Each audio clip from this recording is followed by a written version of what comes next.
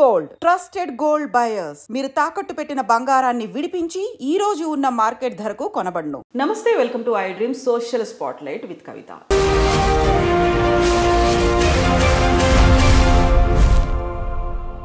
దాదాపు 500 ఏళ్లకు పైగా చరిత్ర ఉన్నటువంటి చిలుకూరు దేవాలయం మీద సడన్ గా ఒక చర్చ మొదలైంది. అది కూడా రామరాజ్యం ఆర్మీ చీఫ్ వీరరాఘవరెడ్డి తన గ్యాంగ్తో ఆలయ అర్చకుడు రంగరాజన్ మీద దాడి చేసిన తర్వాత డిఫరెంట్ ఎపిసోడ్స్ అనేవి కనిపిస్తున్నాయి. ఇప్పుడు సడన్గా మేమే హక్కుదారులం అంటూ గుణాల ఫ్యామిలీ కూడా బయటకు వచ్చింది. అయితే ఎందుకని చిలుకూరు దేవాలయం ఎండోమెంట్ పరిధిలోకి రావట్లేదు? నిజంగా దేవాలయానికి దేవుడికి హక్కుదారులు ఎవరుంటారు? ఎవరికి దేవాలయాలు చెందుతాయి? ఎక్స్క్లూజివ్గా మనం మాట్లాడబోతున్నాము. మనతో పాటుగా ఒక విశిష్ట అతిథి ఉన్నారు, రిటైర్డ్ ఐవైఆర్ కృష్ణారావు గారు. సార్ నమస్కారం. సార్ నమస్కారం అండి. యూజువల్గా కృష్ణారావు గారు ఈ మధ్యన ఇంటర్వ్యూలు ఎవరికి ఇవ్వట్లేదు. చాలా రిక్వెస్ట్ చేసిన తర్వాత ఎక్స్క్లూజివ్గా చిలుకూరు దేవాలయం గురించి మాట్లాడుకుందామని కృష్ణారావు గారి దగ్గరకు వచ్చాము. సార్, చిలుకూరు దేవాలయం అసలు పరిచయమే అవసరం లేదు. 500 ఏళ్లకు పైగా చరిత్ర ఉంది. ఆలయ అర్చకులు వివిధ సామాజిక కార్యక్రమాల్లో పాల్గొంటూ వస్తున్నారు. ఒకవైపు మునివాహన సేవ చేశారు, టెంపుల్ ప్రొటెక్షన్ కమిటీ పెట్టారు, దేవుడికి కూడా రైట్స్ ఉంటాయి అని సుప్రీంకోర్టు దాకా వెళ్ళారు. ఎందుకని సార్ ఇంత సడన్గా చిలుకూరు దేవాలయం మీద అర్చకుల మీద దాడి అనేది మొదలైంది? అంటే తెలియదు, ఇది ఏదైనా స్ట్రాటజీయా, ఒక వ్యక్తి మానసిక స్టెబిలిటీ లేకుండా చేసిన అంశమా? నేను అనుకోవటం ఆ రెండోదే అయి ఉండొచ్చు అనుకుంటున్నాను. Instable person. నేను ఇంకొక ఎపిసోడ్లో చెప్పాను, అంటే సాధారణంగా నేను నా ఐవైఆర్ టాక్స్లో ఇష్యూస్ గురించి మాట్లాడుతూ ఉంటాను, దీని గురించి కూడా మాట్లాడాను. మ్యాడ్ పర్సన్, దాంట్లో ఏమి డౌట్ లేదు. అటాక్ చేసిన వాడు మతి స్థిమితం లేనటువంటి వ్యక్తి, అదే అయి ఉంటుంది. కానీ దీని వెనక ఏదో బ్రాడర్ కాన్స్పిరసీ ఉంటుందని అనుకోను. బట్ అటాక్ అయిన తర్వాత కొన్ని ఎలిమెంట్స్ను దీనిని అడ్వాంటేజ్ తీసుకోవటానికి చూస్తున్నాయి. దట్ ఈస్ నా ఫీలింగ్లో జరుగుతున్నటువంటి. ఇన్ఫ్యాక్ట్ నేను అన్నట్లు దాడి ఒక అంశమైతే ఆ దాడిని విపరీతమైన దీంతో కొన్ని ఎలిమెంట్స్ సమర్థిస్తున్నాయి. వాళ్ళను నేను నికృష్టులు అంటాను. ఇవి ఇతనికన్నా వాళ్ళు డేంజరస్. రెండు రకాల డేంజరస్. సమాజంలో వివిధ అభిప్రాయాలు ఉండటంలో తప్పు లేదు, కానీ ఒకరిని మీద దౌర్జన్యం చేసి భౌతికంగా దాడి చేసినప్పుడు మిగిలినవన్నీ పక్కన పెట్టినా ఆ ఒక్క విషయంలో ఖండించాలి. అది కూడా ఖండించకుండా ఈ చేసింది కరెక్టే, ఎందుకనంటే ఇంకేదేదేదో కారణాలు చెబుతూ చెప్పేటటువంటి వాళ్ళు నా దృష్టిలో ఈ వీరరాఘవరెడ్డి కన్నా నికృష్టులు. నేనైతే ఫేస్బుక్ వీటిలో సోషల్ మీడియాలో చూస్తున్నాను, వాళ్ళేమీ అజ్ఞానులు కాదు, చదువు సంఖ్య లేని వాళ్ళు కాదు, చాలా చదువుకున్న వాళ్ళు, విషయాలు తెలిసిన వాళ్ళు, తార్కికంగా చాలా అంశాల మీద తమ ఒపీనియన్స్ను ఎక్స్ప్రెస్ చేసేవాళ్ళు. బట్ ఈ ఇన్సిడెంట్లో వీరరాఘవరెడ్డిని సమర్థిస్తూ కొన్ని పోస్టులు పెట్టారు. అది ఐ థింక్ సార్, అదే ఒకే ఒక మాట ఏంటంటే వీరరాఘవరెడ్డి కన్నా నికృష్టులైన వ్యక్తులే ఇటువంటి పనులు చేస్తారు. సో అది నా భావన. ఇది చిలుకూరు దేవాలయం ప్రాశస్త్యం ఒకటి చారిత్రకం, రెండు ఫ్యామిలీ వల్ల ప్రాశస్త్యం. ఇప్పుడు యాక్చువల్గా 1987 చట్టం, దాన్ని ఆయన ఒక మాటలో చెప్పేశాడులేండి చిలుకూరు రంగరాజన్ గారు, బ్రిటిష్ వాడి కన్నా దారుణమైన చట్టం అని. బ్రిటిష్ వాడు కూడా ఇంత దారుణమైన చట్టం చేయలేదు, నిజం కూడా. హిందూ సమాజంలో మార్పు రావాలి అంటల్లో తప్పు లేదు, దానికి ఒక యాక్షన్ ప్లాన్ కావాలి మీకు. యాక్షన్ ప్లాన్ లేకుండా కేవలం ద్వేషంతో ఒక చట్టం తెస్తే సంస్థలు ఎట్లా నిర్వీర్యమైపోతాయనే దానికి 1987 చట్టం నిదర్శనం. దాని మీద పోరాడినటువంటి ఒకే ఒక వ్యక్తి సౌందరరాజన్, ఆయనకు సపోర్ట్గా నిలిచినటువంటి వాడు కొడుకు రంగరాజన్. అది సాధారణమైనటువంటి పోరాటం కాదు. నేను డేవిడ్ గోలియత్ పోరాటం అంటాను. ఎందుకంటే అదర్ సైడ్ ఎవరు? ఎన్టీ రామారావు గారు. నిరంకుశమైన అధికారం, ఆయన ఏం చేసినా అప్పుడు ఉన్న మెజారిటీకి నో అని చెప్పేటటువంటి అవకాశం లేదు. 2 హక్కుదారులు ఎవరు ఏంది అంటే సమాజమే, అర్చకుడు కాదు, దాత కాదు, హిందూ సమాజమే దానికి హక్కుదారు. హిందూ సమాజం ఏమనుకుంటే దాని ప్రకారమే నడవాల్సి. దాత ఏదో ఒకటి ఇచ్చాడు కాబట్టి అతను దైపోదు. దానం ఇచ్చినప్పుడే నువ్వు పోగొట్టుకున్నావు. నువ్వు దానం ఎందుకు ఇస్తారు? దానం ఒక కాజ్ కోసం ఇస్తావు. ఆ కాజ్ కోసం ఇచ్చినప్పుడు ఇంకా అది నీది కాదు. దానం ఇచ్చిన తర్వాత మళ్ళీ నాదేనని తీసుకోవటం ఏముంది? సరే, ఏదైనా వీళ్ళు అక్కడ పెలేషస్ బిల్డింగ్ కట్టుకొని అనుభవిస్తున్నారా? ఏదైనా దాని నుంచి లబ్ధి పొందారా? 3-4 తడవలు పోయినాను. వాళ్ళ పక్కింట్లోనే ఉంటారు. ఇట్లా టెంపుల్ ఉంటే ఆ పక్కనే ఉంటుంది. చూచి రావాలి. అది చూచి వచ్చిన వాడు ఎవరు ఇట్లాంటి దరిద్రపు కామెంట్లు చేయరు. Simple, normal, lower middle class పూజారి గృహం ఎట్లా ఉంటుందో అట్లా ఉంటుందని అక్కడ ఉంటున్నారు. ఏదో నిబద్ధతతో చేద్దాము అని 3 కొడుకుల్లో ఒక కొడుకు దీనికి అంకితం కాబట్టి జరుగుతూ ఉన్నది. కానీ ఇంతకన్నా బెటర్ ఆపర్చునిటీస్ లేకుండా ఉండిపోలేదు మీరు. ఈరోజు ఇన్ఫ్యాక్ట్ నేను అనేది కూడా అదే. ఆలయ వ్యవస్థను నిర్వీర్యం చేశాం. అర్చకుడికి సరైనటువంటి వేతనమును, రెమ్యూనరేషన్ను లేకుండా చేశాం. ఉన్న ఇనాములను తీసేసాం. స్కేల్ ఇవ్వలేదు. ఎవరు ఉంటారు అక్కడ? ఏ రకంగా తయారైందంటే ఇంకా ఏమీ పోవటానికి వీలు లేనటువంటి వాళ్ళే అర్చకత్వంలో నిలిచిపోతున్నారు.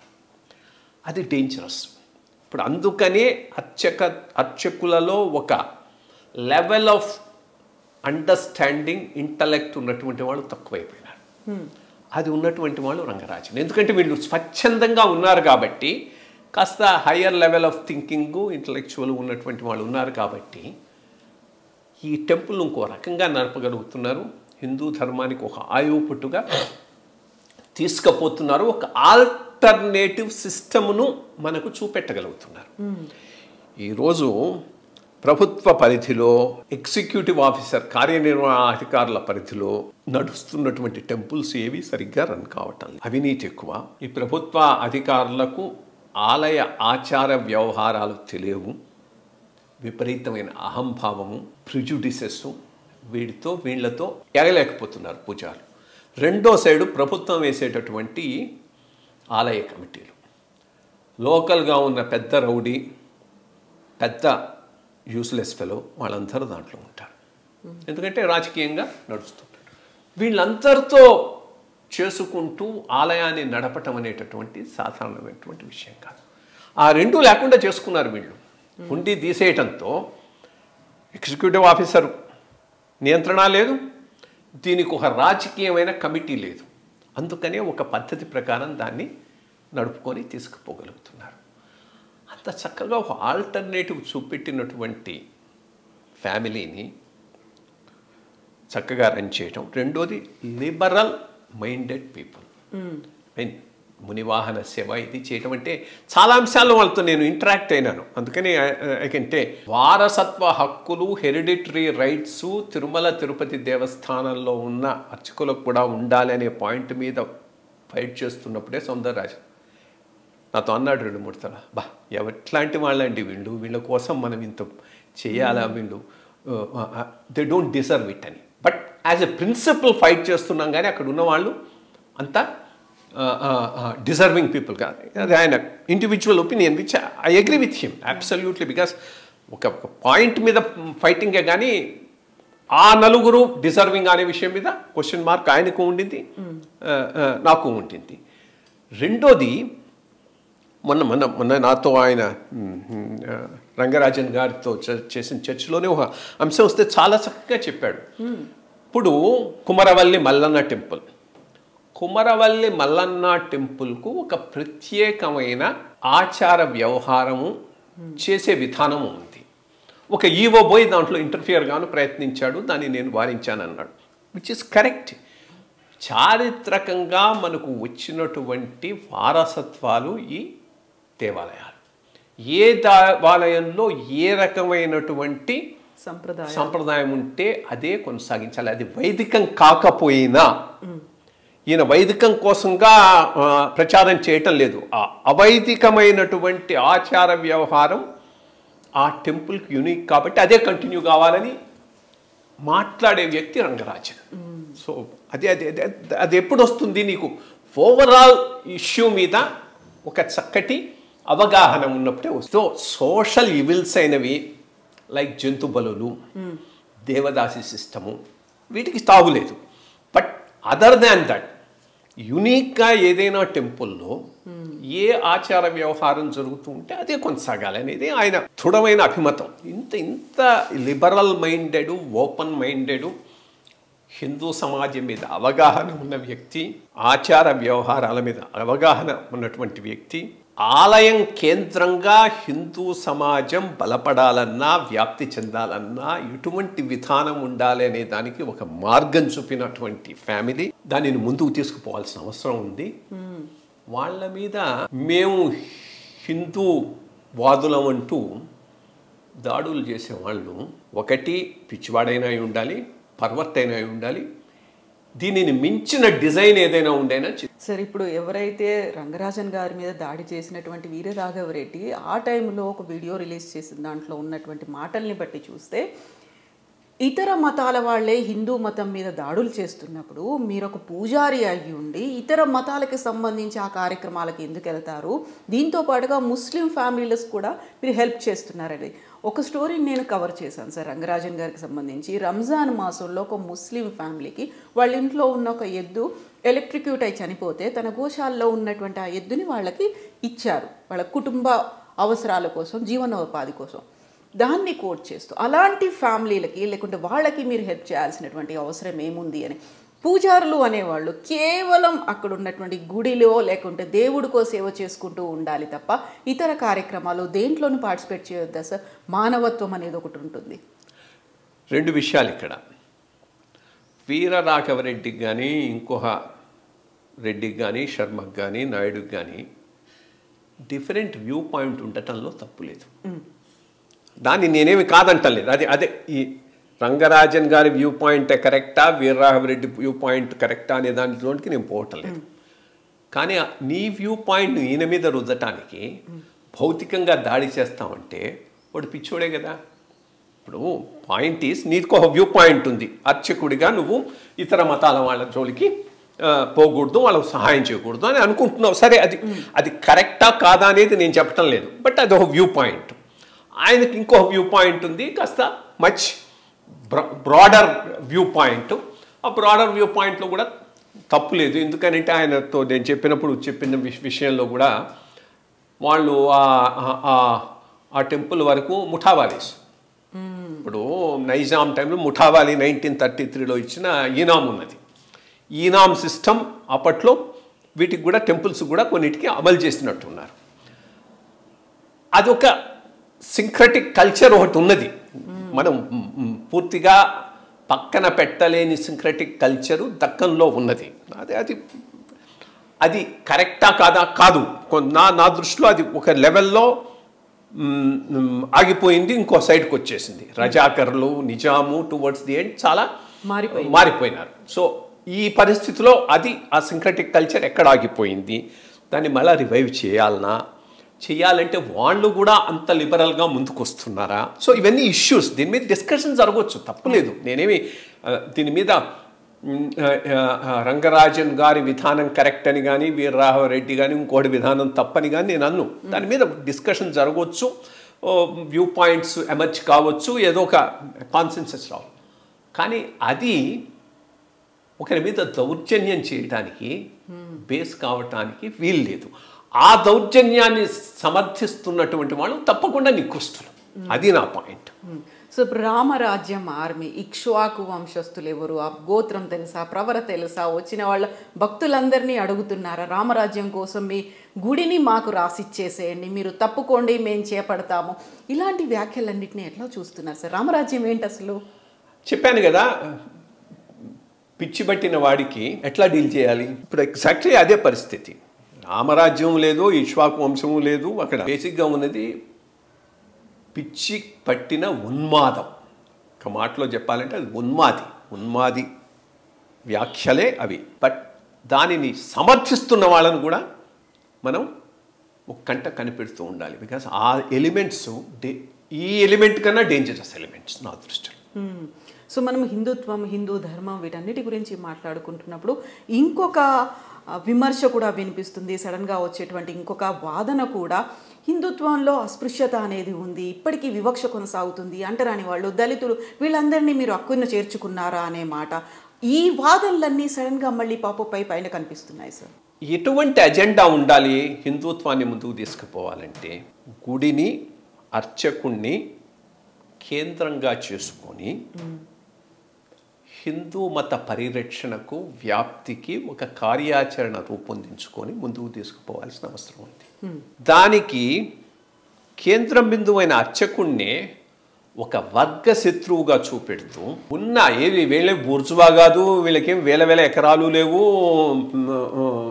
పెద్ద ఇది లేదు, వాడి కడుపు కొట్టి వాడికున్న కొద్ది భుక్తి ఎవరిచ్చారు, ఈరోజు ఇచ్చినవి కావు, ఎప్పుడో తరతరాల క్రితం ఆ ఆలయాన్ని ఏర్పాటు చేసినప్పుడు ఆలయాన్ని ఏర్పాటు చేసిన జమీందారో, ఆ గ్రామంలో ఉన్న పెద్ద రైతులో, రాజులో ఈ టెంపుల్, ఈ ఆలయం నిరంతరంగా సాగాలి అంటే, ధూప దీప నైవేద్యాలు సక్రమంగా జరగాలి అంటే దీనికి కొంత ఆదాయం కావాలి. ఆదాయం కోసంగా కొన్ని ఈనాములు ఇచ్చారు, సర్వీస్ ఈనాములు, దేవుడి మాన్యాలు. అవి ఎవరికి ఇచ్చారు? అందరికీ ఇచ్చారు. ఎక్కువే అర్చకుడికి ఇచ్చి ఉండొచ్చు, అర్చకుడికి ఇచ్చారు. అక్కడ చుట్టూ పరిశుభ్రం అది చేసేటువంటి శాఖలకి ఇచ్చారు, కాగడ కట్టుకొని పోయేవాడికి హోమాన్యం ఉంది, అందరికీ ఉన్నాయి. సరే, అవి తీసేశారు. తీసేసిన తర్వాత ఈ అర్చకుడికి ఏదో ఒక భుక్తి చూపెట్టాలి కదా, దానికి ఏమి విధానం లేదు. అది బాయా ఇది బాయా నువ్వు వండి చేసుకోమంటే ఎవరు చేసుకుంటాడు? సో దానివలన అర్చకులుగా ఉండేటటువంటి వాళ్ళే లేకుండా పోతున్నారు. రెండోది, అక్కడనే నేను ఇప్పుడు బై చాయిస్ అర్చకుడుగా ఉంటే ఆ లెవెల్ ఆఫ్ ఇంటలెక్టు, ఆ లెవెల్ ఆఫ్ అండర్స్టాండింగు రంగరాజన్ లాగా ఉంటుంది. బై చాయిస్ కాకుండా బై నెసెసిటీ ఉంటే గ్రామాల్లో ఉన్న అర్చకుల్లాగా ఉంటుంది. ఏమీ తెలియదు, మినిమం కూడా తెలియదు. అటువంటి బలోపేతం చేసే విధానాన్ని తీసుకొచ్చి అర్చకుణ్ణి ఆర్థికంగా ఆదుకొని అప్పుడు అతనికి ఒక బాధ్యత ఇవ్వండి, సోషల్ అవుట్ రీచ్ బాధ్యత. అది అక్కడ ఇప్పుడు అది నిజం. అస్పృశ్యత, మనం హిందూ మతం ఇవాల్వ్ అయిన విధానంలో చాలా లోపాలు ఉన్నాయి, కాదంటలేదు. దానివల్ల మొత్తం మతాన్నే నువ్వు పక్కన పెట్టాల్సిన అవసరం లేదు. ఎక్కడెక్కడైతే ఆ లోపాలను సరిదిద్దటానికి ఒక యాక్షన్ ప్లాన్ కావాలి. దానికి అర్చకుణ్ణి బలోపేతం చేయాలి, ప్రేరణ ఇవ్వాలి, సమాజాన్ని కూడా బలోపేతం చేయాలి. ఇన్ఫ్యాక్ట్ నేను అదే అంటా, ఒకవేళ అర్చకుడికి ట్రైనింగ్ ఇచ్చి దళితవాడికి వెళ్ళి తీర్థం ప్రసాదం ఇచ్చి 4 మంచి మాటలు మాట్లాడి వస్తే, దళితవాడనే కాదు, దళితవాడ, గిరిజనవాడ, ఎక్కడైతే ఎక్కువ ఈ కన్వర్షన్స్ అవి జరుగుతున్నాయో గ్రామంలో ఉన్న అర్చకుడు అక్కడికి పోతే ఎవరు మారరు, మతం మారరు. ఇన్ఫ్యాక్ట్ నెత్తిన పెట్టుకొని చూస్తారు, మేము దూరం అయ్యామనే భావన పోతుంది. అది చేయాలి. దానికి ఒక యాక్షన్ ప్లాన్ కావాలి.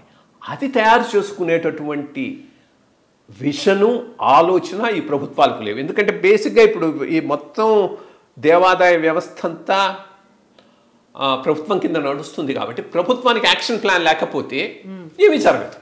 సో ఆ యాక్షన్ ప్లాన్ మీద కాన్సన్ట్రేట్ చేయకుండా వీడికున్న ఆ కాస్త భుక్తి తీసేసి వాడిని వర్గశత్రువులాగా సృష్టించేసి వాడి మీద అటాక్ మొదలు పెడితే మొత్తం హిందూ మతమే నాశనం అయిపోతుంది. సో అది బలోపేతం చేసి అక్కడ సోషల్ అవుట్ రీచ్ కోసం ప్రయత్నం చేయాలి. ఆ సోషల్ అవుట్ రీచ్ ఇప్పుడు అక్కడనే పెద్ద పెద్ద ప్రాబ్లం వస్తున్నది. హిందూ మతం, నేను మొదటి నుంచి చెప్తున్నట్టు, one of us know it అనుకోండి, ఇది పరిణితి చెందిన మతం, ఇవాల్వ్డ్ రిలీజన్. ఇవాల్వ్డ్ రిలీజన్ ఎప్పుడు ఎవాంజలిక్గా ఉండదు. ఎవాంజలిక్గా ఉండదు కాబట్టి నువ్వు పోయి ప్రచారం చేయవు. వేరే సార్ మిగిలిన 2 మతాలు, బోధింపబడ్డ మతాలు, వాళ్ళకి one of the main mission is ప్రచారం, ఎక్స్పాన్షన్. సో వాళ్ళేమో ప్రచారం మోడ్లో వెళ్ళిపోతున్నారు. కావాల్సినంత ధనాలు ధనం ఇంటర్నేషనల్గా వస్తున్నది.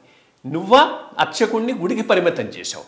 ఆ గుడికి పరిమితమైన అర్చకుడు కూడా వర్గశత్రువు కింద చూపెట్టేసి వాడికున్న 4 రూపాయలు తీసేసి వాడికి పొట్టగొట్టేశావు.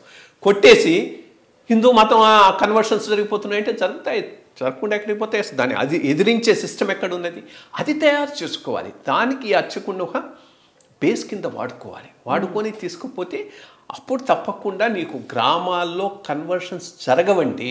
దెన్ రెండోది అదే ఇంకో పాయింట్, అర్చకుడిని నువ్వు ప్రేరేపించి బలోపేతం చేసి అతని యాటిట్యూడ్లో మార్పు తెచ్చిన గ్రామంలో ఉన్న సమాజం సపోర్ట్ చేయాలి. అది కూడా చూసుకోవాలి. ఇప్పుడు పెద్ద మోతుబరి రైతులు వీళ్ళు ఉంటారు, ఇతను పోతానన్న వాళ్ళకి ఇష్టం ఉండకపోవచ్చు.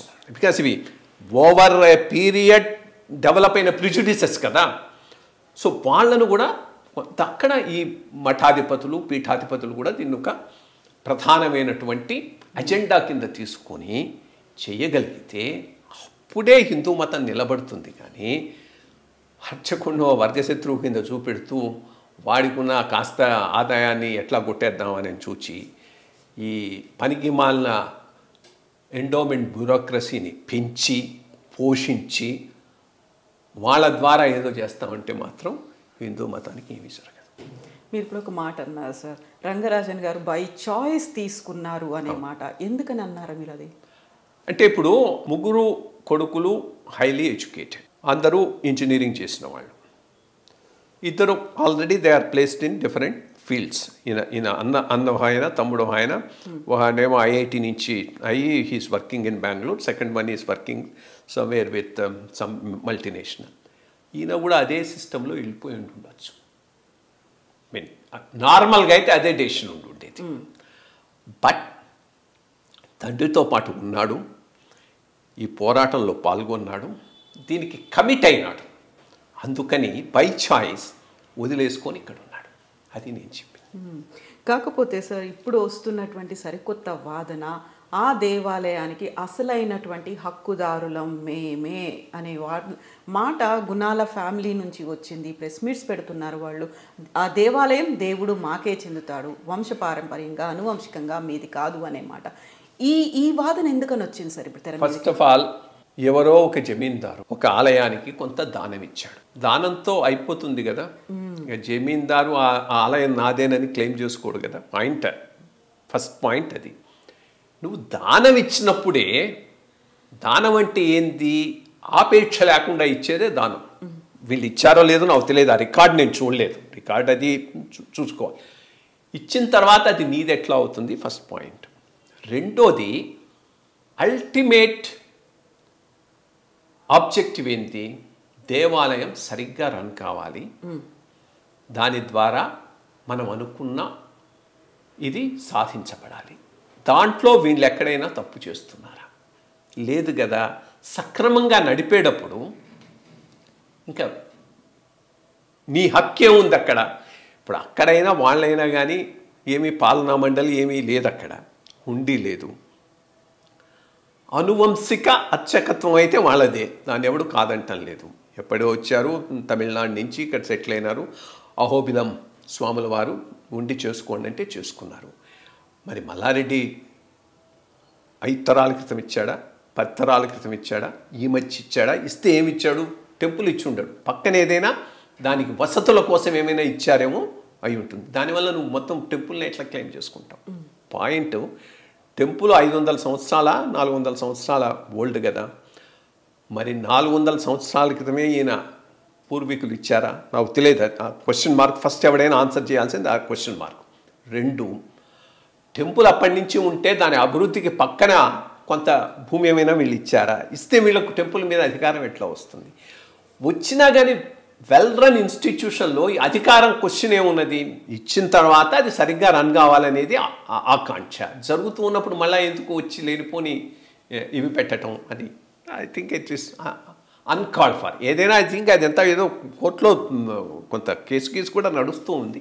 చూద్దాం ఏమొస్తుందో కోర్టు వెళ్ళి. సో ఇప్పుడు రంగరాజన్ గారు అసలు అడ్వకేట్ కూడా సుప్రీంకోర్టులో కూడా వాదిస్తూ వస్తున్నారు, పోరాడుతున్నారు. దేవాలయాల పరిరక్షణ ఉండాలి, ఎట్ ద సేమ్ టైం దేవుడికి కూడా కొన్ని హక్కులు ఉంటాయి, డైటీ రైట్స్ కోసం అని పోరాడుతున్నప్పుడు ఇప్పుడు చిలుకూరు మీద ఫోకస్ పెట్టాలా, మిగతా అన్నిటి మీద ఫోకస్ పెట్టాలంటారు? ఇది లీగల్గా ఒక పాయింట్ సెటిల్ అయితే అన్నిటికీ వర్తిస్తుంది. సో టేకప్ చేసిన దాన్ని సుప్రీంకోర్టు వరకు కనుక నెగ్గగలిగితే డీటీ హ్యాస్ రైట్స్ అనేటటువంటిది ఎస్టాబ్లిష్ అయిందనుకో, అది ఒక చిలుకూరుకు ఒక్కదానికి పరిమితం కాదు, అన్నిటికీ. వీళ్ళు ఒక చిలుకూరు కోసమే పోట్లాడటం లేదు. సౌందరరాజన్ గారి టైం నుంచి చిన్న దేవాలయాలు వాటి అస్తిత్వం 1987 చట్టం వల్ల దెబ్బతిన్నది. దీనిని కాపాడుకోవాలి అనే దానికోసంగా వీళ్ళు లీగల్గా, రాజకీయంగా, సామాజికంగా పోరాటం చేస్తున్నారు. వాళ్ళు చేసినటువంటి వర్క్, త్యాగం చూస్తే ఎవరికైనా కళ్ళు తిరుగుతాయి. సౌందరరాజన్ ఆ వయసులో అప్పట్లో సెకండ్ క్లాస్ స్లీపర్ దీంట్లో ఇక్కడి నుంచి ఢిల్లీ దాకా పోయి 4 రోజులు ఉండి ఇవన్నీ చూసుకొని వచ్చేవాడు. వస్తూ ఉంటే ఎండోమెంట్ ఆఫీసర్లు కూడా అక్కడికే పోయేవాళ్ళు, ఇది గవర్నమెంట్ తరఫున వాదించడానికి. ఎండోమెంట్ ఆఫీసర్కు రిజర్వేషన్ లేకపోతే ఈయన కింద పడుకొని ఆయనకు రిజర్వేషన్ సీట్ ఇచ్చి ఇద్దరు కలిసిపోయినారట అక్కడ వాదించుకోవటానికి. సో పాయింట్ ఈస్ చాలా సింపుల్గా, చాలా ఇంటలెక్చువలీ ఇష్యూస్ మీద సాధారణమైన పోరాటం అయితే కాదు ఇది వీళ్ళు చేసింది. అప్పటి నుంచి 87 చట్టం, దాని మీద సుప్రీంకోర్టు ఇచ్చిన జడ్జిమెంట్లో తప్పులను మళ్ళా ఎత్తి చూపెడుతూ వీళ్ళు వేసిన పిటిషను, ఆ పిటిషన్ను పరిగణలోకి తీసుకొని సుప్రీంకోర్టు ఇచ్చినటువంటి రివైజ్డ్ జడ్జిమెంటు. సుప్రీంకోర్టు జడ్జిమెంట్ ఇచ్చినా కానీ ఈరోజు గతి లేదు అది ఇంప్లిమెంట్ చేయడానికి. అంత పవర్ఫుల్ ఈ ఎండోమెంట్ డిపార్ట్మెంట్లో ఉన్నటువంటి ఆఫీసర్. దానిని ఎక్కడ ఏ రకంగా కొట్టాలంటే అక్కడ కొడుతున్నారు. ఈ ఆఫీసర్లంతా ఎప్పుడు లైన్లో ఫాలో అవుతారు? పొలిటికల్గా సీఎం గనక ఈ ఇష్యూ కమిట్ అయి ఉంటే they will follow in line. వాళ్ళు చేశారు కాబట్టి మేము దీన్ని ఇది చేస్తామని అంతవరకే. సో రియల్ పొలిటికల్ కమిట్మెంట్ వచ్చే అవకాశం లేదు. ఎందుకంటే వాళ్ళకు పెద్ద హిందూ ఇన్స్టిట్యూషన్స్ మీద అంత ఇంట్రెస్ట్ ఉండకపోవచ్చు. బట్ ఇచ్చినంత వరకు, కమిట్ అయినంత వరకు, రాజకీయంగా కమిట్ అయినంత వరకు, పొలిటికల్ కూడా కాదు నేను అనేది, మేనిఫెస్టోలో కమిట్ అయినంత వరకు చేశారు. సో అంతవరకు మళ్ళా ఆ యాక్ట్ అమెండ్ అయింది, రూల్స్ మారాయి. ఆ పాయింట్ మీద ఇప్పుడు ఇక్కడ పోరాడుతున్నారు. ఎక్కడ పొలిటికల్ కమిట్మెంట్ లేనిది ఇవి జరగవు. పొలిటికల్ కమిట్మెంట్ రావాలి అంటే ఈ బ్రాడర్ అండర్స్టాండింగ్ ఉండాలి. విషన్, హిందుత్వానికి వస్తున్న దెబ్బ ఎక్కడి నుంచి, దానిని ఎదుర్కోగలిగినటువంటి సామర్థ్యమున్న ఇన్స్టిట్యూషన్ ఏది? అది టెంపులు, అర్చకుడు. అతన్ని బలోపేతం చేద్దాం, అతని ద్వారా మత వ్యాప్తులను అడిగేద్దాం, హిందూ మతాన్ని వ్యాప్తి చేద్దాం. ఎక్కడైతే వాళ్ళు మమ్మల్ని నెగ్లెక్ట్ చేశారో, మమ్మల్ని పరిగణలోకి తీసుకోలేదనుకున్నటువంటి ఆ పాపులేషన్ మనం ఆదరిద్దామనేటటువంటి ఒక బ్రాడర్ విషన్ లేకుండా ప్రభుత్వాల ఆధీనంలో టెంపుల్స్ ఉన్నంత వరకు ఇది జరగకపోవచ్చు. సో ప్రభుత్వాల నుంచి తీసేస్తే ఇట్లా రన్ కావాలి, ఇట్లా రన్ అయితే దెన్ వాటి వల్ల ఇది ఉంటుంది. ఆ రకంగా అర్చకులను బలోపేతం చేయాలి. అది పెద్ద టాస్క్. అన్నీ చిత్తశుద్ధి ఉండాలి ప్రభుత్వాలకు. ఒక పెద్ద ఉద్యమం, ఆ తర్వాత జరగాల్సినటువంటి పోరాటం ఇంకా అయితే ఉన్నది. అది ఎట్లా జరగాలి అంటే ఇది ఇట్లాంటిది కాదు, ఈ పైత్యంతో కూడిన పోరాటం కాదు. పైత్యరహితంగా ప్రోస్ అండ్ కాన్స్ డిస్కస్ చేసి ఒక యాక్షన్ ప్లాన్తో ముందుకు పోతే తప్పకుండా మంచి రిజల్ట్స్ ఉంటాయి. అటువంటి దాంట్లో వీళ్ళు బాగా హెల్ప్ చేయగలరు. బికాస్ వీళ్ళు ఆ కాసు కట్టుబడి చాలా పనిచేశారు. ఎందుకని ఇప్పుడు మీరు చెప్పినట్టుగా సౌందరరాజన్ గారు కావచ్చు, రంగరాజన్ గారి మీద మీకు అంత నమ్మకం, మా గురి అనేది కలిగింది? అంటే నేను ఈ మొత్తం ఇష్యూ 1987 నుంచి అబ్జర్వ్ చేస్తూ ఉన్నాను. ఆ యాక్ట్ వచ్చినప్పటి నుంచి ఆ పైన వాళ్ళతో క్లోజ్గా ఈ ఇష్యూ మీద నేను వర్క్ చేశాను. ఆఫీస్లో ఉన్నప్పుడు వర్క్ చేశాను, బయటకు వచ్చిన తర్వాత వర్క్ చేశాను. అవి జరగకపోవడం ఆశ్చర్యం వేసింది. అంటే వీళ్ళకు లాబీ లేదు, అర్చకులకు లాబీ లేదు కాబట్టి ఆగిపోయింది. సో నేను వీళ్ళందరినీ కూర్చోబెట్టి ఆ రూల్స్ అన్ని డ్రాఫ్ట్ చేశాం. రూల్స్ ప్రతిదానికి ఎండోమెంట్స్ డిపార్ట్మెంట్ నుంచి అబ్జెక్షన్, ఆఫీసర్స్ నుంచి వాళ్ళ నుంచి అబ్జెక్షన్ వచ్చిందనుకో అది ముందుకు పోదు, ఎందుకంటే పుష్ చేసేవాడు ఎవడు ఉండడు. సో వాళ్ళ అబ్జెక్షన్స్ కూడా పరిగణలోకి తీసుకొని దీనికి ఒక షేప్ ఇచ్చి తీసుకొని పోయి అప్పుడు చేద్దామని ప్రయత్నిస్తే ఇదే ఈ భావజాలం, ఈ 1987 ఇది ఎండోమెంట్స్ యాక్ట్ చేసిన భావజాలం, ఆ భావజాలానికి కట్టుబడి ఉన్నటువంటి ఒక లాబీ, ఇంకేమి ఆశించని కమిట్మెంట్, అది మోస్ట్ ఇంపార్టెంట్ థింగ్. ఏదో ఆశించిన కమిట్మెంట్ అయితే కాదు. సో ఇప్పుడు హిందుత్వంలో శైవం, వైష్ణవం, శాక్తేయం ఇలా విభిన్నమైనటువంటి వర్గాలుగా విడిపోయి గొడవలు పడుతున్నారు, విభేదాలు కొనసాగుతున్నాయి అనుకున్నప్పుడు దళితులు ఆటోమేటిక్గా ఒక వివక్ష గురవుతున్నాం, మమ్మల్ని దగ్గరికి రానివ్వట్లేదు, దూరం పెడుతున్నారు అనుకున్న దశలో నాకు తెలిసి 7-8 ఏళ్ల కింద మునివాహన సేవ అనేది ఒక దాన్ని పాత పద్ధతిని సరికొత్తగా మళ్ళీ పరిచయం చేసి ఒక దళితుని భుజాల మీదకి ఎత్తుకొని గుడి చుట్టూ తిరిగి తీసుకొచ్చినటువంటిది, అది సరిపోతుందంటారా? ఇంకేం జరగదు? సరిపోదు. అది ది గుడ్ జెస్చర్, ముందుకు పోతుంది. బట్ బ్రాడర్గా నేను చెప్పినట్టు అర్చకుడిని కేంద్రంగా చేసి ఏ ఏరియాలైతే హిందూ మతం నుంచి బయటికి పోయేటట్టున్నాయో ఆ ఏరియాస్ను అర్చకుడు వెళ్ళేటట్టుగా చేసేటట్టుగా మనం సంసిద్ధం కావాలి. గ్రామాల స్థాయిలో అదొక ఉద్యమంలాగా జరగాలి. స్టార్టింగ్ పాయింట్గా మంచి జెస్చర్, గొప్ప జెస్చర్. మునివాహన సేవను మొదలు పెట్టడం అనేది సాధారణమైన విషయం కాదు. బట్ ఆ జెస్చర్తో ఆగిపోకూడదు, దాని నుంచి ముందుకు తీసుకుపోవాల్సిన అవసరం. తీసుకెళ్ళడానికి అవసరమైనటువంటి ప్రోత్సాహం, ప్రోద్బలం ఇవ్వాల్సింది సమాజం ఇవ్వాలి, లేకపోతే గవర్నమెంట్ ఇవ్వాలి. గవర్నమెంట్ ఎప్పుడు ఇస్తుంది? హిందుత్వ ఐడియాలజీకి గవర్నమెంట్ కట్టుబడి ఉన్న రాసే ఇస్తుంది. సో ఇప్పుడు చిలుకూరు ఆలయానికి సంబంధించి చూస్తే మేము హక్కుదారులం, మా వల్ల మేము వేడుకోవడం వల్లే భగవంతుడు ఇక్కడ స్వయంభూగా అవతరించాడు అని గుణాల ఫ్యామిలీ అయితే చెప్తోంది. ఆ తర్వాత ఇప్పుడు ఉన్నటువంటి సౌందరరాజన్, తర్వాత రంగరాజన్, వీళ్ళు కాకుండా సరికొత్తగా ఇంకొకరిని తీసుకొచ్చి అక్కడ అర్చకులుగా నియమించాలి, ఇన్ని ట్రాన్స్ఫర్ చేసేయాలి, ఇన్ని తొలగించేసేయాలి, ఈ వాదనలు ఎలా చూస్తున్నారు? ఫస్ట్ ఆఫ్ ఆల్ వీళ్ళ లీగల్గా వాళ్ళ రైట్ ఏందో నాకు తెలియదు కాబట్టి దాని మీద కామెంట్ చేయను. ఏదైనా దానం చేసినా, ఇందాక చేసినట్టు దానం చేసిన వాడు మళ్ళీ అది నాదని అంటాం సరికాదు. తొలగించడం అనేది అనువంశికంగా తరతరాలుగా వస్తున్న వాళ్ళని తొలగించడం అనేది అర్థం లేదు. ఇతని ప్రాపర్టీ అయితే కాదు కదా. ఏమన్నా కానీ ఆ గుణాలు కానీ ఎవరు కానీ ఏ టెంపుల్ ఎవరికి ప్రాపర్టీ కాదు. విధానం ఎట్లా ఉండేదంటే ఒరిజినల్గా అనువంశిక ధర్మకర్తలు, అనువంశిక అర్చకులు. 1987 చట్టం రెండింటినీ తీసేసింది. సరే, ఇప్పుడు మళ్ళీ హెరిడిటరీ అర్చకాస్ రైట్స్ రెస్టోర్ అయినాయి, 2 చోట్ల ఇదైంది.